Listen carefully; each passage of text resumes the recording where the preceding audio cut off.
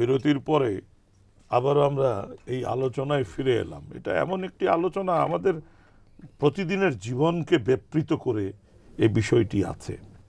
নন্দীগ্রাম নিয়ে মিডিয়া যে রোলটা প্লে করেছে, সেই রোলটা কি পশ্চিমবাংলার অনেক কিছু পরিবর্তনের জন্য প্রত্যক্ষভাবে দায়ী বলে? নিশ্চিত দায়ী তো নিশ্চয়ই বাদলবাবু, কিচ্ছু না। এটা মানে এটাকে এমনভাবে গুলিয়ে দেওয়া হয়েছে নন্দীগ্রাম সিঙ্গুরের ব্যাপারটা, যে মানুষ আসল যে ব্যাপারটা, মানে they have lost sight of that. আসল ব্যাপারটা কি? আসল ব্যাপারটা হলো বর্তমান জগতে মানে বহু ফসলি জমি, এবং সেটা যদি ইরিগেটেড হয়, হ্যাঁ, বহু ফসলি জমি, এই সিঙ্গুরে যেমনি বছরে 5টা ফসল আপনি পান, 5টা ফসল, মানে জমিটা হচ্ছে সোনার, মানে আপনি মানে সোনায় ওজন করা যায় এমন জমি। সেটাকে আপনি কোন আক্কেলে ইন্ডাস্ট্রিতে আপনি কনভার্ট করবেন? এটা তো করাই উচিত নয়। জাস্ট বিকজ টাটার এসে বললো আমার এই জমিটা দরকার, আমি দিয়ে দেবো। আপনার তো একটা ল্যান্ড পলিসি থাকবে। প্রচুর তো জায়গায় 17% পশ্চিমবঙ্গের জমি আছে যেটা ফেলো, যেটা পতিত জমি। সেখানে আপনি যান না, দুর্গাপুরে সে জমি আছে, খড়গপুরে আছে, বাঁকুড়ায় আছে, বড়জোড়ায় আছে, প্রচুর জায়গা আছে। কিন্তু সেটা নিয়ে আপনি এমন একটা জায়গায় গেলেন সিঙ্গুরে যেখানে সোনার জমি, সেটাকে আপনি সেখানে বললেন, এবং একবার যদি সেখানে ইন্ডাস্ট্রি হয়ে যায়, আপনার আশেপাশে আর মানে চাষবাসের কোনো স্কোপই থাকে না। তো যেটাকে এইটাই আমরা তুলে ধরেছিলাম মিডিয়া থেকে, আমাদের কাগজ, আমাদের হাউস, যে এটা করবেন না। এটা কেননা পশ্চিমবঙ্গ ইতিমধ্যেই কিন্তু আমরা কেন্দ্রের ওপর মানে খাদ্যের জন্য মানে নির্ভরশীল হয়ে পড়েছি। কেন্দ্র যদি আমাদের সময় মতো ঠিক পরিমাণে যদি খাদ্য না পাঠায়, চাল ডাল আটা, তাহলে এখানে হবে কি বলে শর্টেজ হবে, হ্যাঁ, ক্রাইসিস হবে।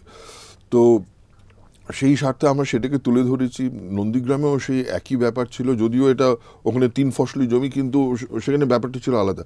আপনি পৃথিবীর যত নাম করা কেমিক্যাল কোম্পানি আছে, যারা সব আপনার সব ভয়ঙ্কর সব কেমিক্যাল তৈরি করে, আপনি সেই সব কোম্পানিকে, ডাও কেমিক্যালস, ইউনিয়ন কার্বাইড, এদের এনে আপনি বলছেন যে এরা এখানে কেমিক্যাল ফ্যাক্টরি করলে পরে হবেটা কি? আপনার পুরো ওটা তো একেবারে মাউথ অফ বে অফ বেঙ্গল। আপনি যেখানে ফ্যাক্টরি করতে যাচ্ছিলেন, সেলস করতে যাচ্ছিলেন, কেমিক্যাল হাব করতে যাচ্ছিলেন, সেই সব ওদের যে বর্জ্য পদার্থ, সেগুলো গিয়ে আপনার পুরো ইকোলজি নষ্ট করে দিত। তো সেই দিক থেকে, সেই দৃষ্টিকোণে একেবারে প্রেসের ভূমিকা, যারা এর বিরোধিতা করেছে, একেবারে সঠিক ছিল আমার মতে।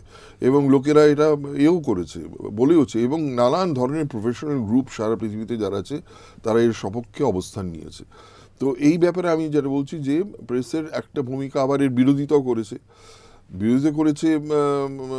তাদের অবশ্য নানান কারণ আছে, কিন্তু একটা দেখা গেল যেটা, যে যারা আমাদের বিরোধী ছিল, তাদের কিন্তু ওই মোটর কোম্পানিওয়ালারা, কেমিক্যাল কোম্পানিওয়ালারা কিন্তু ঢালাওভাবে বিজ্ঞাপন দিয়েছে, এটাও দেখা গেল। হ্যাঁ, সেটা আমাদের বুঝিয়ে দেওয়ার জন্য, যে তুমি যেহেতু ওখানে মোটর ফ্যাক্টরি করতে দিলে না, তোমাকে আমি কিন্তু এইভাবে শাস্তি দিচ্ছি, তোমাকে 1 পয়সার বিজ্ঞাপন দেবো না। আজকেও টাটা মোটর কোম্পানি আমাদের 1 পয়সার বিজ্ঞাপন দেয় না, হ্যাঁ, সেই আপনার 2006 থেকে।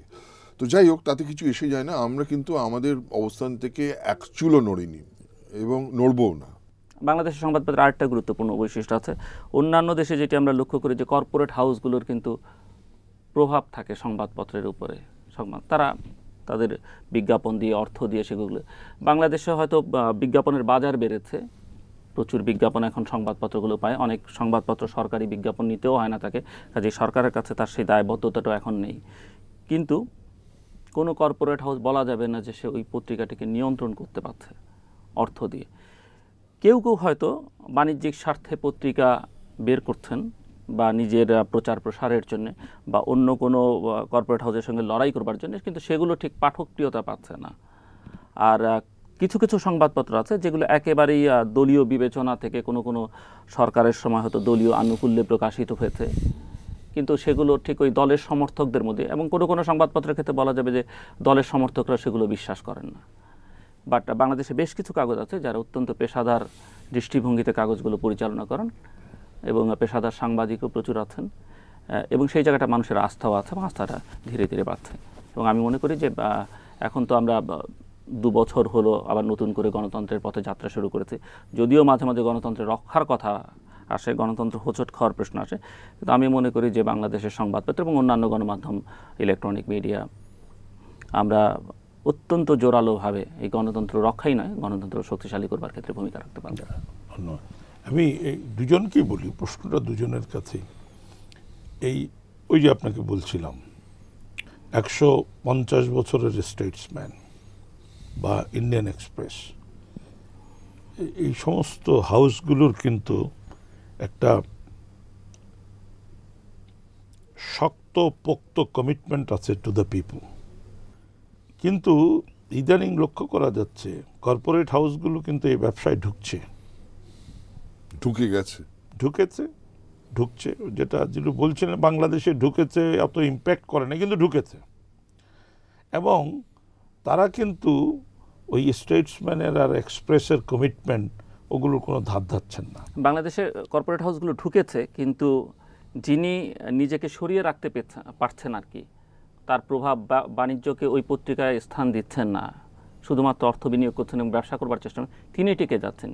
কিন্তু যিনি তার লক্ষ্য করেছে আপনার ওই কথাটা, আমি বলছি এই যে, আরে এটা তো আপনি বন্ধ করতে পারবেন না। আপনি অবাধ অর্থনীতির চর্চা করবেন, কে কোথায় পুঁজি লগ্নি করবে সে ব্যাপারে তো আপনি কিছু বলতে পারছেন না। আমি বলছি যে এই যে প্রিন্ট মিডিয়ার দিকে আকর্ষিত হয়ে বড় পুঁজিরা বিশাল করে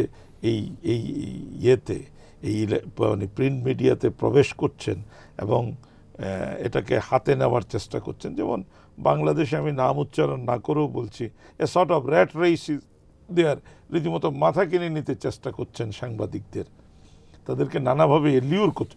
কতটুকু ইম্প্যাক্ট রাখছেন সেটা ভবিষ্যৎ সিদ্ধান্ত দেবে। কিন্তু ইনাদের প্রবেশ অনেক সময় টোটাল প্রিন্ট মিডিয়াকে পলিউট করছে। এ ব্যাপারে কি কোনো আলোকপাত করবেন?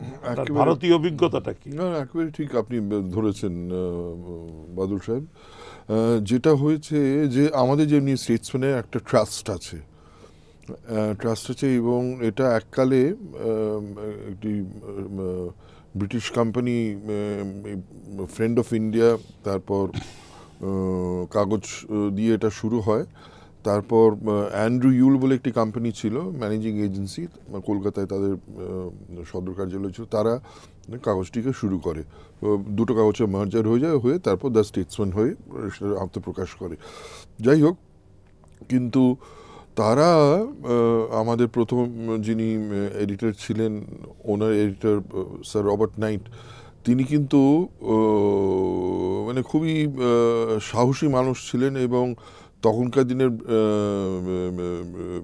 মানে ব্রিটিশ ইস্ট ইন্ডিয়া কোম্পানি কিন্তু তখনও ভারত চালাচ্ছে, সরকার চালাচ্ছে। তো তিনি কিন্তু তখনকার তদানীন্তন যেসব ওদের কাণ্ড কারখানা তার বিরুদ্ধে কিন্তু কলম ধরেছিলেন। এবং তারপর যখন রানী ভিক্টোরিয়া যখন মানে ব্রিটিশ সরকার ভারত পুরো ভার যখন নিয়ে নিল, তখনও কিন্তু তিনি মানে ওই সীমিত যা আছে তার মধ্যে কিন্তু ব্রিটিশ সরকারকে কিন্তু ছেড়ে কথা বলেননি। যাই হোক, এই যে কাগজের আমাদের ট্রেডিশন গড়ে ওঠে, তারপর তো আপনি জানেন 1943 গ্রেট বেঙ্গল ফেমিন, আমাদের মনান্তর। তো সেটা প্রথম স্টেটসম্যান আপনার বিরাট করে তখন ছিলেন, এডিটর ছিলেন আয়ন স্টিফেন্স সাহেব ছিলেন, এবং প্রথম পাতা সারা পাতা জুড়ে 43 তখন যুদ্ধ চলছে, দ্বিতীয় বিশ্বযুদ্ধ চলছে, এবং এটা তো ইট ওয়াজ আ ম্যানমেড, সরকারই ওটা করিয়েছিল যাতে করে কি মানে kind of a defence mechanism, জাপানিরা এদিকে না আসতে পারে। এবং সেটা পুরো কাগজ জুড়ে ছবি দিয়ে রিপোর্টিং করে সেদিনকে আপনার আয়ন স্টিফেন্স আমাদের যে সম্পাদক, তাকে ডেকে পাঠানো হয় ছোটলাটের বাড়িতে, এখানে বলে যে তুমি ব্রিটিশ হয়ে এই ধরনের গাদ্দারি করলে কেন? তিনি বলেছিলেন যে আমার বিবেক যা বলেছে আমি তাই করেছি। এবং যখন মারা যায় লোক অনাহারে, সে তার গায়ের রং কালো না সাদা সেটা আমি বিচার করে দেখি না। আমাদের ঐতিহ্য আছে স্টেটসম্যানের, সেই ঐতিহ্যটাকে আমরা ধরে রেখেছি। এখনও স্টেটসম্যানকে কিনে নেবার প্রচুর চেষ্টা হয়েছে নানান বিজনেস হাউস থেকে, কিন্তু আমরা সেটা হতে দিইনি। যেটা আপনি বললেন যে এখন সব ভুঁইফোড়, আপনার চিটফান্ড, আমি জানি না আপনার বাংলাদেশের লোকেরা চিটফান্ডের সাথে মানে এটি একটা অভিজ্ঞতা আছে কিনা, কিন্তু এখন যেটা দেখা যাচ্ছে বিশেষ করে পশ্চিমবঙ্গে যারা চিটফান্ড করে রাতারাতি বড়লোক হয়েছে তারা আপনার প্রিন্ট মিডিয়ামে নেমে গেছে বিরাট করে, এবং তাদের রিসোর্স খুব বেশি, এবং দুহাতে তারা টাকা ছড়াচ্ছে, জার্নালিস্ট কিনছে, তারা আবার টেলিভিশনও কিনছে করে টোরে, যেটা আখেরে দাঁড়াচ্ছে যে কোয়ালিটি জার্নালিজম যেটা, সেটা কিন্তু মানে সেটা রীতিমতো সাফারিং, একেবারে বিরাটভাবে মার খাচ্ছে।